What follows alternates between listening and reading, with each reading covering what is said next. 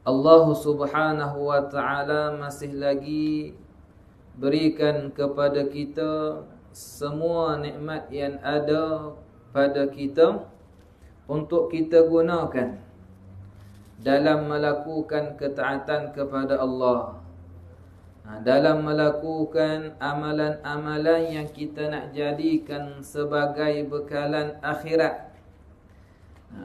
Kita nak jadikan amalan-amalan yang baik itu sebagai benteng daripada azab Allah, daripada siksaan kubur. Maka alhamdulillah pada malam ni dengan taufik dan hidayah Allah kita dapat berkumpul di tempat yang baik, di rumah yang dimuliakan oleh Allah Subhanahu wa ta'ala, demi nak mendapatkan keampunan, redha Allah dan juga ganjaran pahala daripada Allah Subhanahu wa ta'ala. Tuan-tuan yang dirahmati oleh Allah Subhanahu wa ta'ala, Umayyah ibn Khalaf. Pernah dengar nama ni? Tak pernah dengar kan? Umayyah ibn Khalaf ni dia di antara ketua kaum Quraisy pada zaman jahiliyah, daripada kalangan orang-orang musyrik. Dan dia merupakan tuan kepada Bilal ibn Rabah. Sebelum Bilal dimerdekakan, dibeli oleh Sayyidina Abu Bakar radhiyallahu anhu, ketika Umayyah ibn Khalaf menyiksa Bilal ibn Rabah supaya kembali kepada agama Umayyah ibn Khalaf. Kerana apa? Kerana Bilal ibn Rabah waktu tu menyahut seruan Nabi sallallahu alaihi wasallam memeluk agama Islam. Diseksa, diazab, diletakkan batu yang begitu berat, yang besar di atas tubuh Bilal. Masih lagi Bilal tak nak murtad, tak nak kembali maknanya tak nak ikut agama Umayyah ibn Khalaf. Diseksa, diazab, Bilal hanya menyebut ahadun ahad, yakni Allah Ta'ala Tuhan aku Maha Esa, tiada sekutu baginya.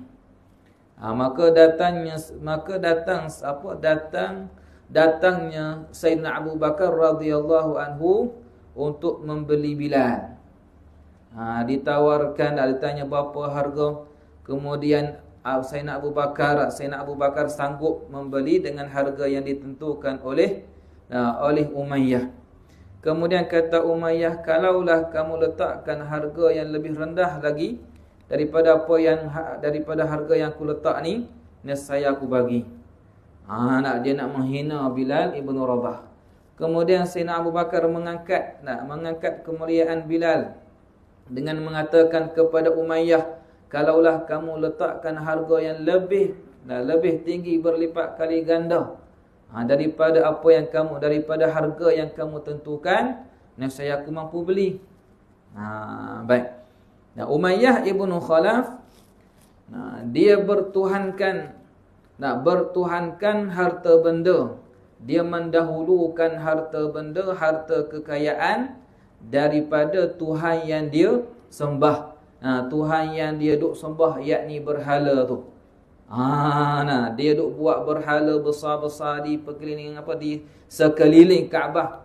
Hanya tujuannya nak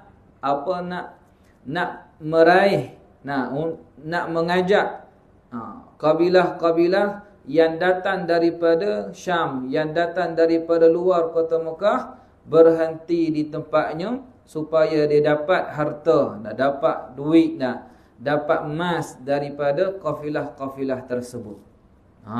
Dia utamakan duit. Dan orang yang paling kedekut dalam masyarakat musyrikin, dalam kaum Quraisy ni, Umayyah ibnu Khalaf lah. Lebih kedekut daripada Abu Lahab. Abu Lahab ni, walaupun dia musyrik kepada Allah Subhanahu wa taala. Waktu Nabi dalam perut ibunda Nabi sallallahu alaihi wasallam, Abu Lahab ni sanggup meletakkan hambanya yang paling dia sayang, yang paling dia suka, iaitu nama dia Suwaibah, supaya jaga Aminah. Apa yang Aminah nak, Suwaibah ni dapat bagi. Dapat jaga Aminah betul-betul. Tapi Abu Lahab kata, kalaulah Aminah tu nak melahirkan anak perempuan, kau jangan panggil aku, kau jangan tunjuk kepada aku, kau terus tanam. Sebab zaman jahiliyah mereka merendahkan martabat wanita. Mereka menghina martabat wanita. Kalau dapat bayi anak perempuan, dia tanam hidup-hidup. Kerana apa? Kerana bagi dia ada anak perempuan ni dalam satu keluarga, itu satu keaiban, memalukan. Jadi dia tak nak. Tapi waktu Aminah melahirkan Nabi sallallahu alaihi wasallam, Suwaibah khabarkan kepada Abu Lahab. Abu Lahab, Aminah melahirkan anak lelaki. Abu Lahab bila mana dengar anak lelaki yang Aminah lahir, dia pun tak menzahirkan kegembiraan dia dengan kelahiran Rasulullah sallallahu alaihi wasallam. Dia bagi tahu kepada Suwaibah, Suwaibah, sekarang ni aku lepaskan kamu. Suwaibah, sekarang ni aku memerdekakan kamu. Kamu tak jadi hamba dah lah. Kemudian dia beli beratus-ratus ekor unta, kemudian dia sembelih, kemudian dibagi kepada masyarakat. Kaum manusia pada zaman tersebut. Nak bagi tahu pemurahnya Abu Lahab. Tapi waktu Nabi sallallahu alaihi wasallam dapat wahyu daripada Allah Subhanahu wa taala supaya Nabi mengajak kaum kerabat Nabi yang dalam keadaan syirik kepada Allah kembali kepada agama yang benar, masuk kepada Islam, terima Islam, beriman kepada Allah, beriman kepada Rasulullah sallallahu alaihi wasallam. Suatu hari Nabi dapat wahyu daripada Allah. Nabi mengajak kaum Quraisy berkumpul di satu tempat, di belakang Bukit Safa. Dekat dengan Bukit Safa. Diajak, dipanggil, diseru berkumpul.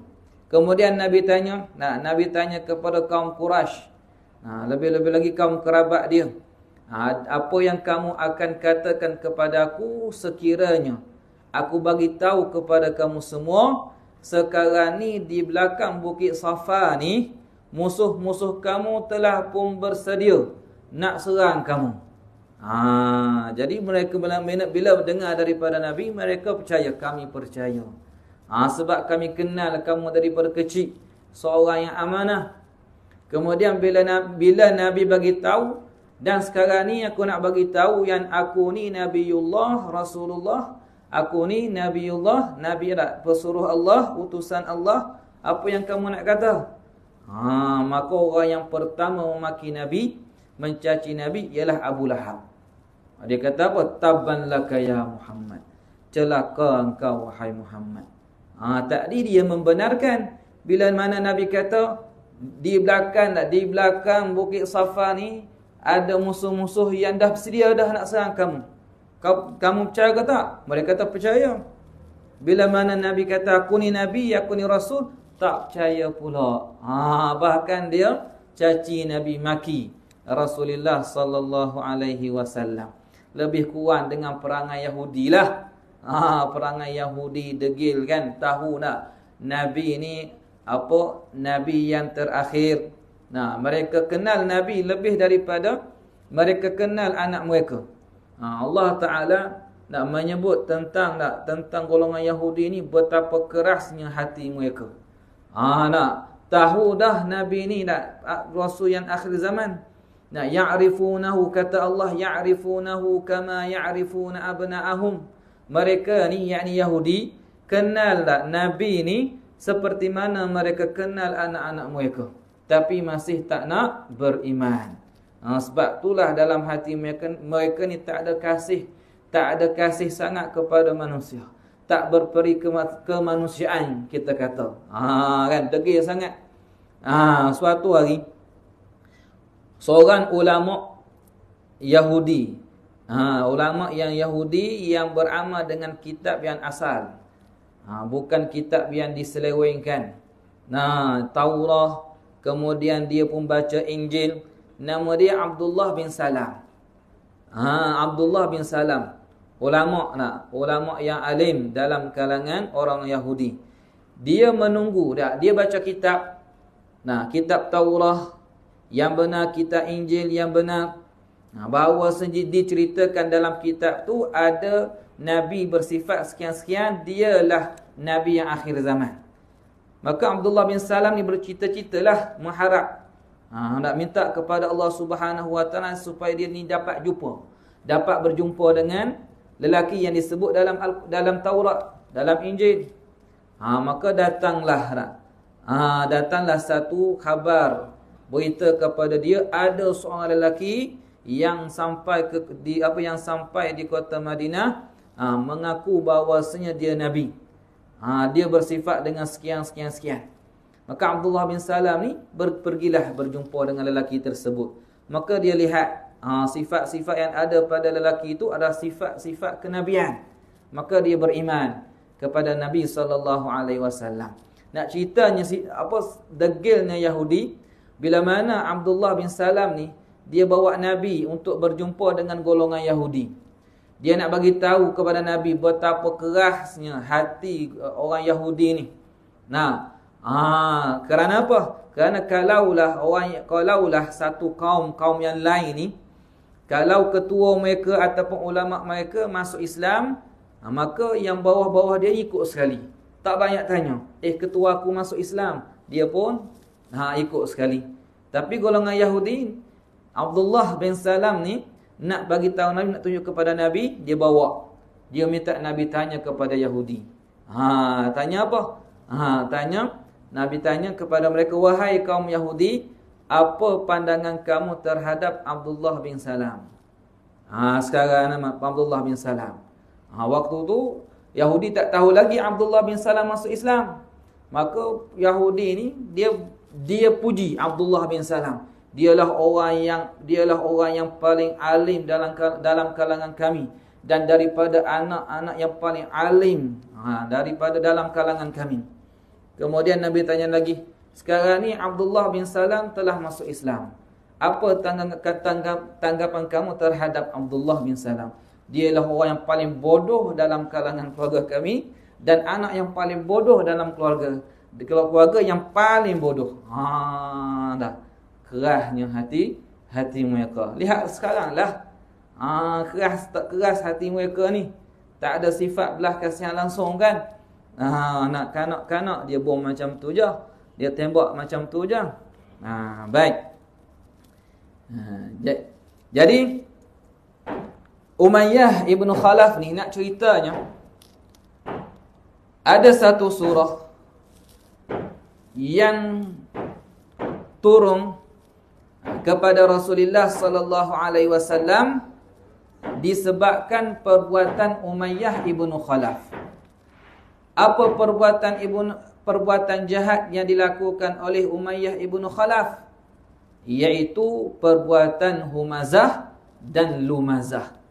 Apa dia? Humazah, yakni batu api. Dia buat fitnah tentang Rasulullah sallallahu alaihi wasallam. Nak buat jahat, maki Rasulullah, mencaci Rasulullah sallallahu alaihi wasallam. Dia sebarkan benda-benda buruk sahaja kepada masyarakat ataupun orang-orang Mekah waktu tu tentang Rasulullah sallallahu alaihi wasallam. Dan lumazah, yakni suka mengumpat Rasulullah sallallahu alaihi wasallam. Maka turun disebabkan perbuatan tu, turun ayat, turun surah yang pernah kita dengar, yang selalu kita duk baca, surah Al-Humazah. Turun. Walaupun sebab turunnya adalah perbuatan Umayyah ibn Khalaf, tapi kita pun kena mengambil pengajaran supaya kita dapat jauhkan perbuatan yang dilakukan oleh Umayyah ibn Khalaf, iaitu Al-Humazah, yakni mengadu domba, batu api. Apa maksud mengadu domba ataupun batu api? Menghasilkan permusuhan di antara kedua-dua pihak. Suka melihat permusuhan berlaku di antara dua pihak seagama. Contohnya Zaid, dia pergi kepada Ahmad. Dia bagi tahu kepada Ahmad, Sa'id ni dia bagi tahu aku tentang kamu, yang mana kamu ni sekian perihal buruk. Padahal Sa'id ni tak pernah pun cakap keburukan Ahmad kepada Zaid. Tapi saja Zaid nak melaga-lagakan Ahmad dengan Sa'id. Kemudian dia pergi kepada Sa'id pula. Dia kata, Sa'id, Ahmad bagi tahu kepada aku tentang keburukan kamu sekian. Padahal Ahmad tak bagi tahu pun. Saja nak melaga-lagakan. Nak membuatkan mereka ni marah, jadi seru, berjauhan, bergaduh ataupun berlaku pembunuhan ke. Jadi Zaid ni telah melakukan adu domba, batu api. Ingat, perbuatan yang mengadu domba ataupun batu api ini, dosa dia dosa besar. Nabi sallallahu alaihi wasallam lalu di tanah perkuburan. Suatu hari Nabi jalan di tanah perkuburan, dengan mukjizat Nabi sallallahu alaihi wasallam mendengar buah suara yang sedang menjerit kesakitan dalam kubur. Daripada dua buah kubur. Memang ada azab kubur.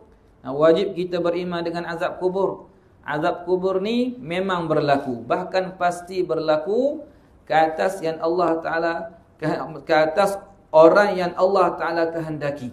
Ada hadis tentang azab kubur, antaranya apa yang diriwayatkan oleh Abu Hurairah radhiyallahu anhu, yang menceritakan bila mana dibawa jenazah ke tanah perkuburan, kemudian diletakkan jenazah tersebut di dalam lubang kubur dan ditanam. Kemudian bila mana yang hidup ni nak beredar, nak balik daripada tanah perkuburan balik ke rumah, jenazah yang ditanam tadi tu dia dengar suara-suara kaki yang berjalan tu. Suara kaki dia dengar. Yang dalam kubur tu dengar. Bila mereka dah balik semua, datanglah dua malaikat yang rupa dia aswadani azraqan. Dua malaikat yang kita kenal Munkar dan Nakir. Rupa dia yang Nabi sifatkan, rupa yang sangat hitam, kemudian kebiruan, yakni hitam legam lah. Datang kemudian dia dudukkan jenazah tersebut. Kalau orang yang beriman, bila mana datang yang dua malaikat tu dengan rupa yang sangat-sangat buruk, Allah Ta'ala jadikan hati dia hati yang tenang. Kalau yang beriman. Kalau yang maknanya orang jenazah yang soleh lah. Jenazah yang hidup dia hidup dia hanya kepada Allah Subhanahu wa Ta'ala. Kalaulah jenazah tersebut jenazah yang kufur, jenazah yang banyak dosa, dengan melihat rupa kedua-dua malaikat tersebut Munkar dan Nakir, jenazah tersebut terseksa. Hanya melihat rupa malaikat baru takut. Kemudian takut tu membuatkan dia ni terseksa. Belum tanya lagi man rabbuka wa man nabiyuka.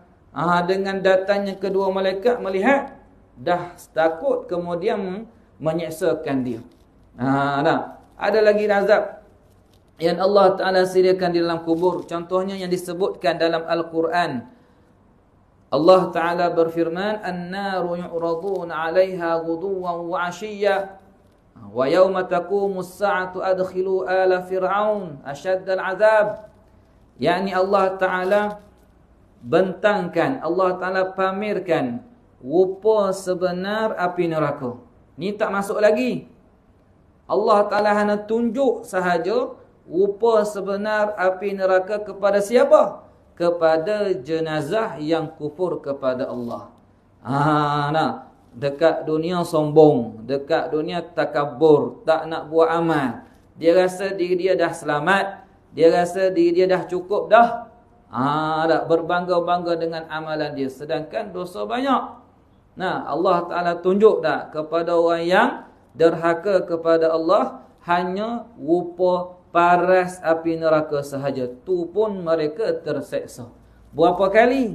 Ghuduwan wa 'ashiyya, setiap hari 2 kali. Ghuduwan nak waktu pagi, wa 'ashiyya waktu petang. 2 kali. Tak masuk lagi dah seksa dah. Tapi kalau masuk ke dalam neraka, yang tu memanglah asyaddul azab, memanglah menyeksakan. Tak kena ingat. Kena ingat orang yang jenazah yang diazab oleh Allah Subhanahu wa taala di dalam kubur di hari akhirat kelak, bukan dikurangkan azab, bahkan dia akan dapat azab yang lebih dahsyat daripada azab yang didapat dalam kubur. Ni hadis Nabi ni. Kalaulah dia terlepas daripada azab kubur dengan sebab amalan baik yang dia buat, amalan yang baik yang dapat teman dia, kalau dalam kubur tu dia selamat daripada azab, maka di hari akhirat kelak teramat mudahlah dia, urusan dia dengan Allah Subhanahu wa taala. Lagi mudah. Lagi mudah. Maka fikir-fikirkanlah, nak azab ke nak nikmat? Mestilah nak nikmat. Tapi kalau nak nikmat kena buat apa? Tak semayan, tak solat, kemudian tak keluar, tak puasa. Macam tu, nak selamat? Tak. Nak selamat, buat apa yang Allah Ta'ala perintah. Jauhkan diri daripada perkara yang diharamkan. Baik.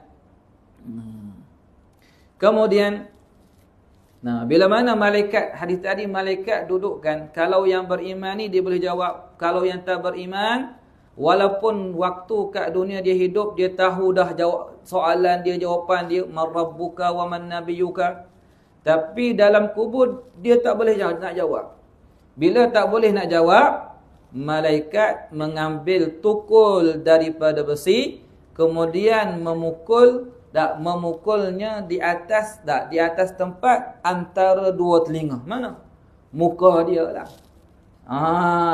Tukul daripada besi tu bukan tukul yang kita lihat sekarang ni.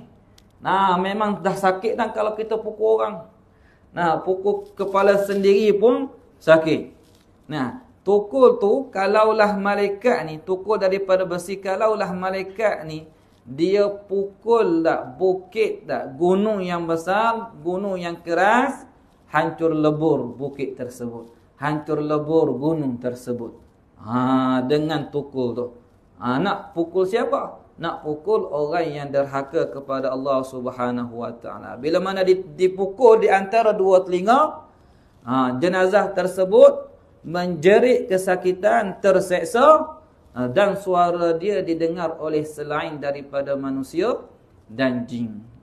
Binatang dengar. Seksaan kubur. Baik. Jadi Nabi dengar. 2 suara. Kubur yang pertama, orang yang suka mengadu domba, suka melaga-lagakan orang, tak puas hati. Tak puas hati tengok kedai ni dah hari-hari penuh ramai. Kedai aku ni tak ada seorang pun masuk. Mulalah dia fikir sangka buruk terhadap ketuang kedai tu ni, confirm main barang ni. Confirm main barang. Tak nak bandingkan apa yang kedai dia makanan tak sedap, ataupun tak mahal sangat. Adalah beras dah mahal, tambah lagi harga, lagi mahal. Kan? Dia tak fikir situ. Dia hanya fikir ni. Main barang ni. Mulalah dia buat fitnah. Buat fitnah kepada pelanggan customer lain ni. Kedai ni jangan kamu masuk. Kenapa? Hari tu ada orang beritahu aku, dia nampak. Waktu malam tu dia nampak besar. Putih besar berbulu tu. Merah mata macam tu. Dan setengah lagi tengok pocong duduk kat dapur, duduk ludah. Macam tu. Dia buat fitnah. Jadi perkara ni, perbuatan ni perbuatan dosa besar. Dosa besar.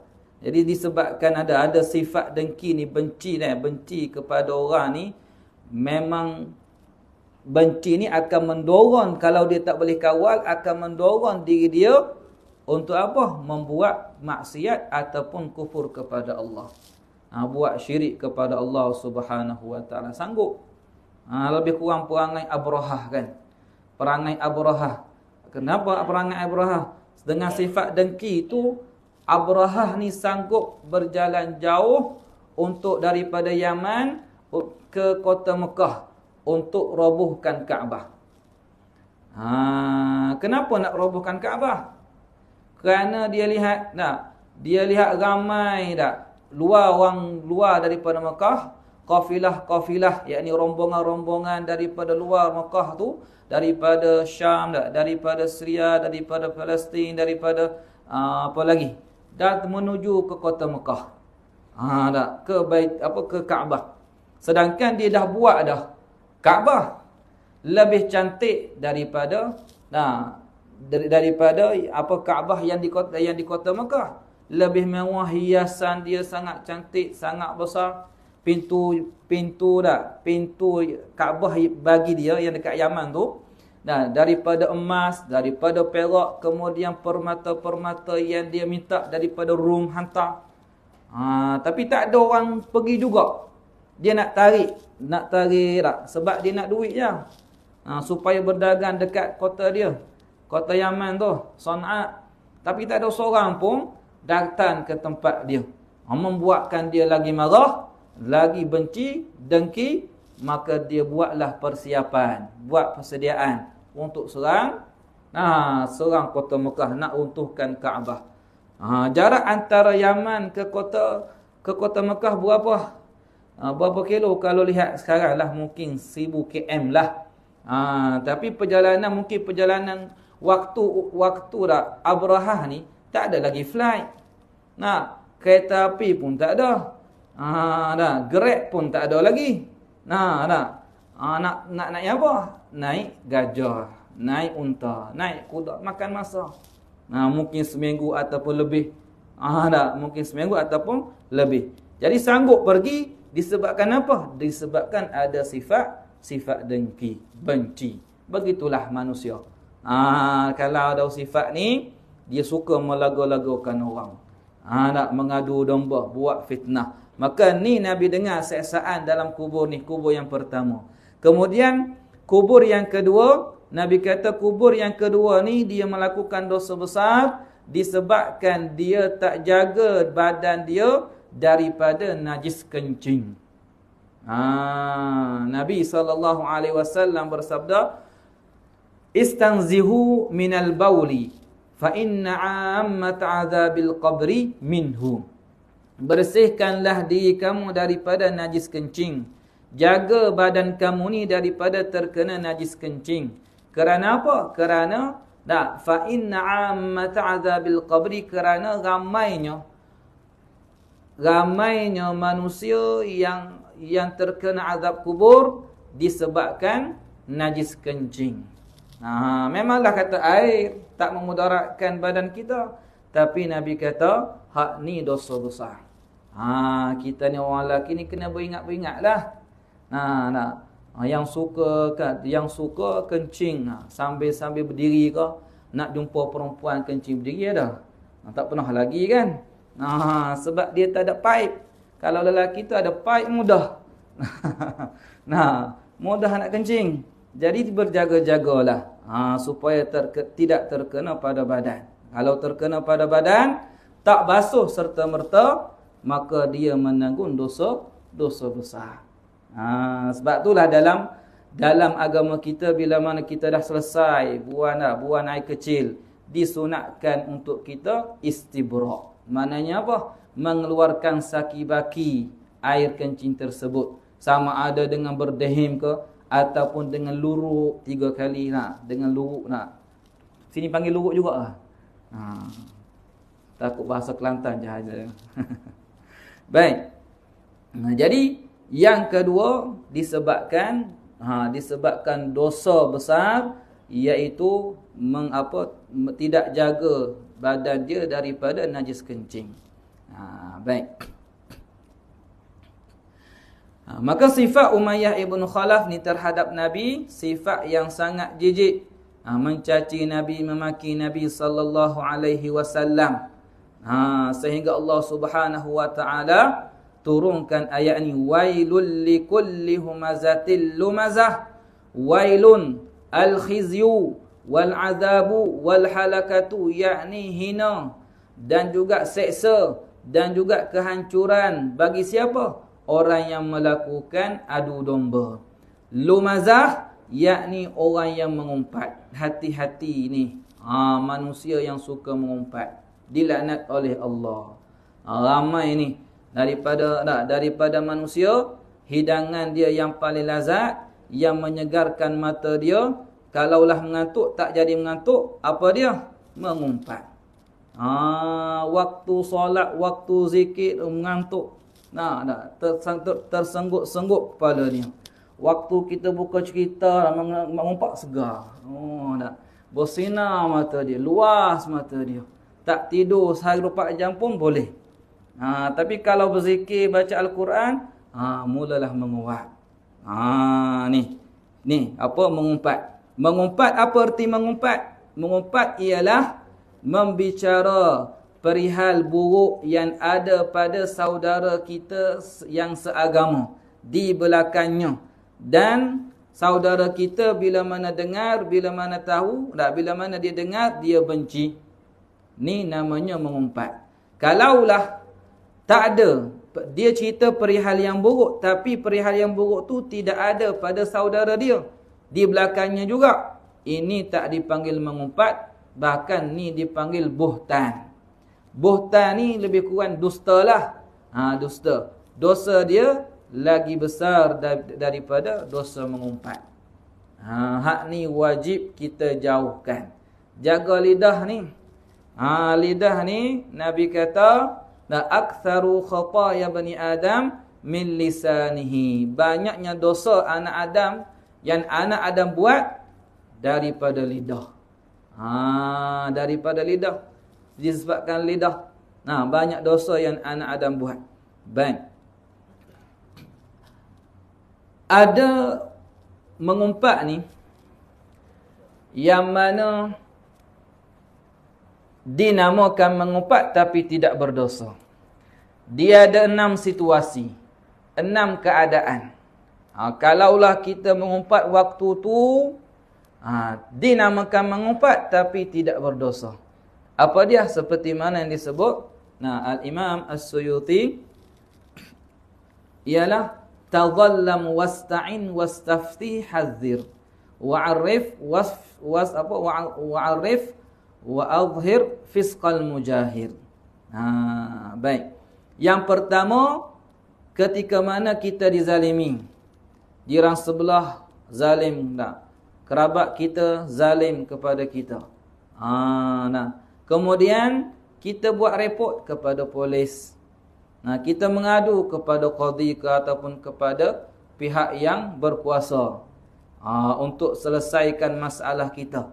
Waktu kita mengadu kepada polis tu tentang kezaliman yang dilakukan oleh si fulan, dinamakan mengumpat tapi tidak berdosa. Tidak berdosa. Baik. Yang kedua, wasta'in. Yang kedua, untuk waktu kita minta tolong daripada orang lain. Minta tolong macam mana? Contohnya jiran sebelah kita ni, jiran sebelah kita ni buat maksiat. Apa maksiat yang dia buat? Contohnya tak solat. Tak nak solat. Solat apa? Solat fardu lah. Tak solat zuhur, tak solat maghrib. Bila mana kita tahu, wajib ke atas kita ni kena tegur. Kena cegah. Maka kalaulah jiran kita ni yang tak solat ni, kita kata orang ni biasa kalau aku nasihat dia tak dengar. Dia dengar orang lain sahaja. Orang yang namanya ustaz ataupun namanya doktor ataupun tok qadi ke, hak tu yang dia dengar. Ataupun dia dengar orang yang sama level dengan dia. Kalau aku ni hak budak ni dia tak dengar. Dia dengar orang yang sama tua dengan dia ataupun level atas lagi. Maka kita mengadu kepada tok imam ataupun kepada ustaz tentang perihal dia, supaya ustaz ni nasihat kepada dia. Aku nak nasihat, takut bergaduh. Takut tak berlaku pergaduhan. Jadi aku bagi tahu kepada ustaz, walaupun disebut nama jiran aku ni, Mustafa ni contoh, tak nak solat, malas nak solat. Aku bagi tahu kepada ustaz, saya bagi tahu kepada ustaz bukanlah nak mengumpat, bukanlah nak perburukkan dia, tapi dia pernah saya bagi nasihat, dia tak nak dengar. Jadi saya mintalah kepada ustaz nasihat kepada dia, mudah-mudahan dia dengar. Jadi waktu kita duk mengadu kepada ustaz tu, minta tolong nasihat kepada dia, itu dinamakan mengumpat tapi tidak berdosa. Itu yang kedua. Yang ketiga, wastafti. Waktu kita nak minta hukum, nak tanya hukum, nak tahu hukum. Daripada siapa? Daripada ustaz ke, ataupun daripada pejabat agama, daripada tok qadi, daripada orang yang tahu, yang ada ilmu agama, nak tahu tentang sesuatu hukum yang berlaku pada si fulan ni, sama ada dalam keluarga kita ke ataupun orang luar, nak tahu hukum. Kalau dia sebut nama sekalipun tidak berdosa, dinamakan mengumpat. Contohnya macam mana? Contohnya suami ni pergi kepada tok qadi, jumpa tok qadi. Dia mengadu kepada tok qadi, dah ustaz, assalamualaikum ustaz. Waalaikumsalam. Ada apa? Saya datang ni nak mengadu, nak tahu hukum lah tentang isteri saya ni. Nusyuz, jadi nusyuz ke ataupun tak. Kenapa dengan dia? Yalah ustaz, saya ni kalaulah tengok kepada jiran saya ni, suami dia bila mana balik daripada rumah, isteri dia dah tunggu dah di muka pintu. Kemudian panggil abang kemudian dia panggil abang dah balik, duk tepuk melompat-lompat abang dah balik kan. Boleh buat hajah dulu tu. Tak boleh. Kemudian, tapi aku ni lain tak? Tapi saya ni lain ustaz. Lain macam mana? Lain tak? Bila aku balik, dia tak melompat, dia tak panggil abang, dia tak panggil sayang, dia panggil apa? Dia panggil balik dah menantu ni tak? Dah balik dah menantu ni. Awal balik menantu ni aku tak ada buat apa-apa, tak sempat nak rehat, dah balik dah. Ataupun dia panggil haiwan tak? Dah balik dah haiwan ni. Apakah hukum dia ustaz? Jadi dia mengadu kepada ustaz tu perihal isteri dia, perihal buruk isteri dia. Nak tahu hukum. Apa hukum dia? Berlaku nusyuz ke ataupun tak? Disebut dalam kitab Furu'ul Masail. Kitab bagi siapa? Syekh Daud Al-Fatani. Ditanya, adakah berlaku nusyuz bagi perempuan yang memanggil suaminya haiwan? Maka jawabnya, tidak berlaku nusyuz. Kerana apa? Kerana perkataan haiwan daripada bahasa Arab, dan ia mempunyai dua makna. Kenapa? Kerana haiwan itu maksud dia yang berruh. Jadi yang berruh ni, yang mempunyai ruh ada dua. Haiwan yang berakal, siapa? Manusia. Yang kedua, haiwan yang tidak berakal. Apa dia? Binatang. Maka tidak ada masalah. Tapi jangan amalkan. Bukan suruh diamalkan. Kalau geram sangat kan. Kalau geram sangat, bukan kata perlu diamalkan. Jangan amalkan. Baik. Jadi untuk tahu hukum, tidak ada masalah. Walaupun kita sebut nama orang tertentu. Kemudian tu yang keberapa? Tazallam wasta'in wastafti wahazir. Yang keempat, nak bagi peringatan. Nak bagi peringatan kepada masyarakat. Wahai manusia, wahai jamaah, jangan tengok ceramah ustaz ni. Si fulan. Kenapa? Ustaz ni fahaman dia fahaman sesat. Ustaz ni fahaman dia Wahabi. Fahaman dia Mujassimah, Musyabbihah. Jangan duk dengar. Dia ni berkelakuan lain daripada ahli sunnah wal jamaah. Akidah dia akidah sesat. Maka waktu kita duk bagi peringatan kepada masyarakat tu, sebut nama dia atau tunjuk rupa dia, tidak berdosa. Bahkan wajib kita tahzir, bagi waspada kepada masyarakat. Wajib. Sebab apa? Supaya tak terjebak dengan kesesatan. Tidak terjebak dengan kesesatan. Yang ni yang keberapa? Yang keempat. Yang kelima, wa'arif. Nak bagi ta'rif, nak memperkenalkan, nak perjelaskan orang ni sekian-sekian. Kalau sebut nama sahaja, orang ni tak kenal. Contohnya macam mana? Contohnya Ma'in. Nama kawan dia Ma'in. Di satu kampung mana? Kuala Pilah contoh. Kampung dekat Kuala Pilah. Dia nak pergilah sampailah kampung ke Kuala Pilah tu. Kemudian dia tanya orang yang ada dekat situ, Haji tak? Ya. Apa dia? Nak tanya lah, Haji kenal tak dengan nama Ma'in? Ma'in mana? Ma'in dalam kampung ni banyak. Ma'in mati pucuk, Ma'in botak, Ma'in kudung lah. Macam-macam Ma'in. Kat sini hak mana? Ma'in mati pucuk tu. Ma'in mati pucuk tu Seri Umar Hujun nama dia. Contoh. Jadi kalau Ma'in, kalau kita bagi tahu Ma'in mati pucuk, confirm kena marah, kena pukul. Jadi kita sebut sebab orang kenal tak. Jadi tidak berdosa. Nama mengumpat tapi tidak berdosa. Jelas? Baik. Kemudian yang terakhir adalah wa azhir fisqal mujahir, yakni kita bercerita tentang orang yang menzahirkan maksiat dia. Maksiat yang dia buat tu depan-depan orang ramai je. Dia main nombor ekor tak, duk main tikam tu, tikam ni kan. Ataupun duk minum arak, ataupun duk main judi, apa lagi? Maksiat yang lain lah dia zahirkan. Dia macam tak takut, tak segan, tak rasa malu. Jadi bila mana kita duk cakap tentang perihal dia, di belakang dia tidak ada masalah, tak berdosa. Dinamakan mengumpat tapi tidak berdosa. Baik. Jadi dua sifat ni yang dilaknat oleh Allah Subhanahu wa taala, maka wajib ke atas kita jauhkan. Jauhkan sifat apa? Sifat mengadu domba dan juga mengumpat. Kemudian satu peringatan yang mana sebahagian besar daripada masyarakat, daripada manusia ni, bila mana berlaku fitnah dari sudut kata-kata ataupun batu api, mereka suka gunakan ayat Al-Quran, iaitu wal fitnatu asyaddu minal qatli ataupun wal fitnatu akbaru minal qatli. Fitnah dalam dua ayat ni sebenarnya makna dia adalah syirik. Bukan maksud dia mengadu domba.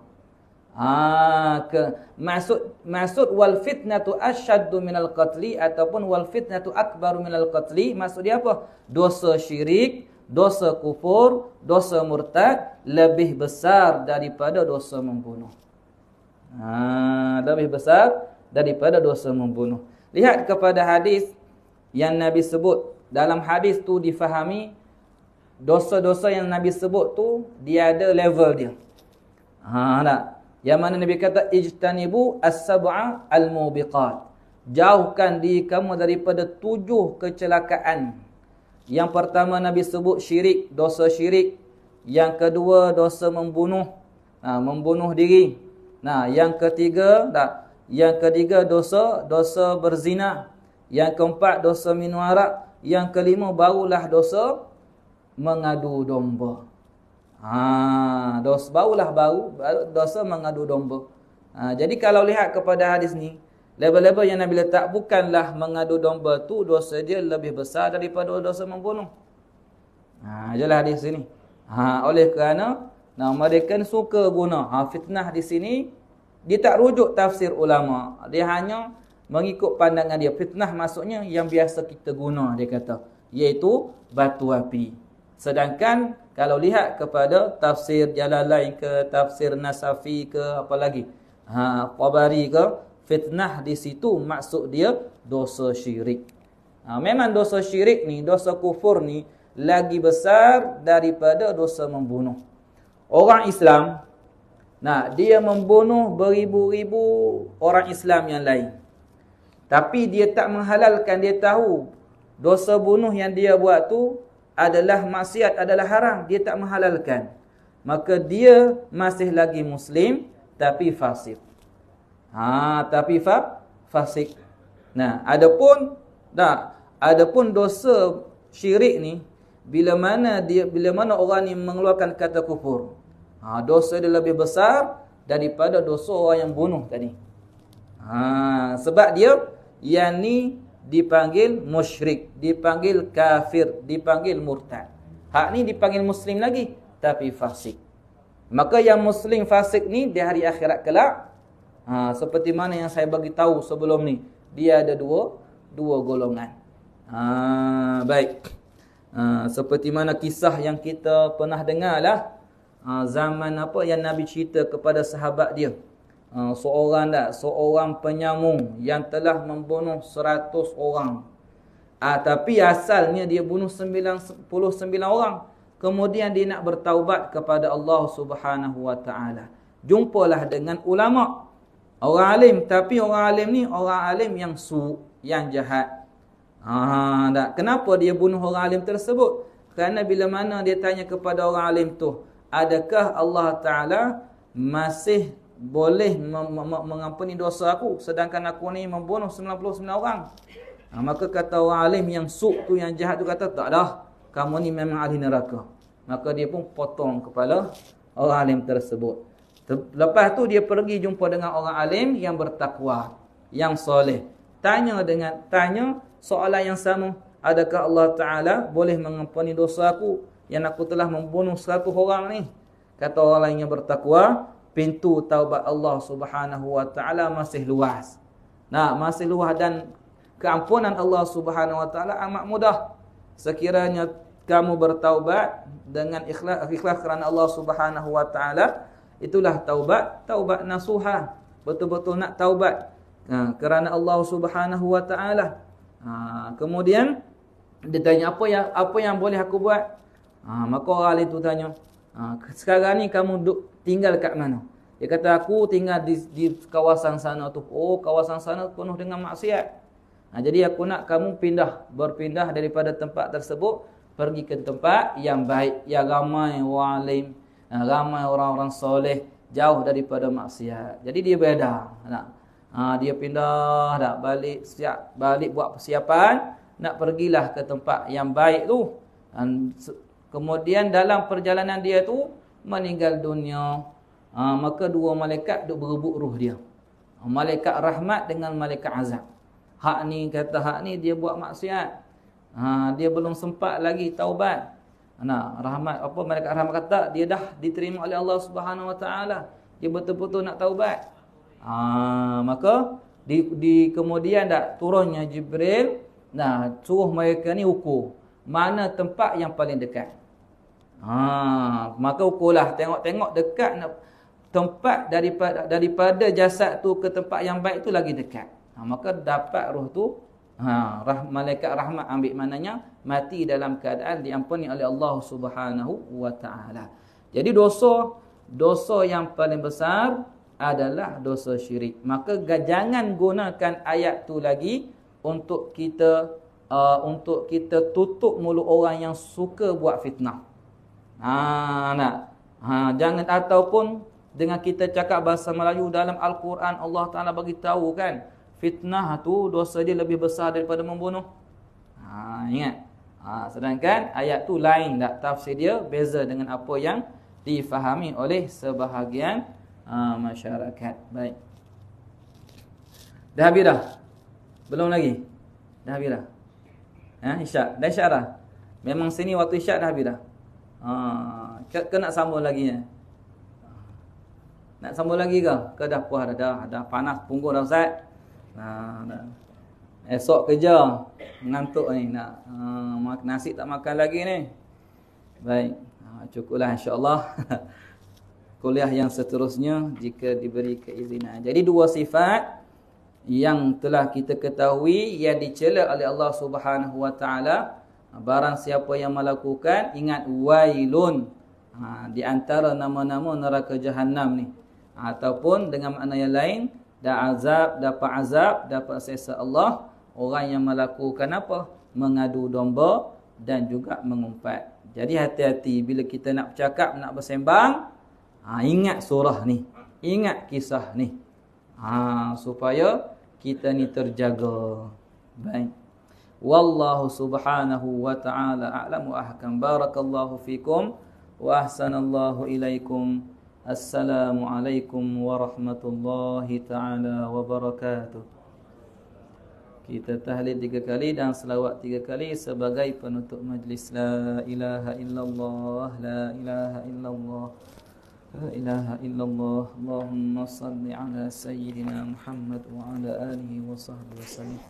Allahumma salli ala sayyidina Muhammad wa ala alihi wa sahbihi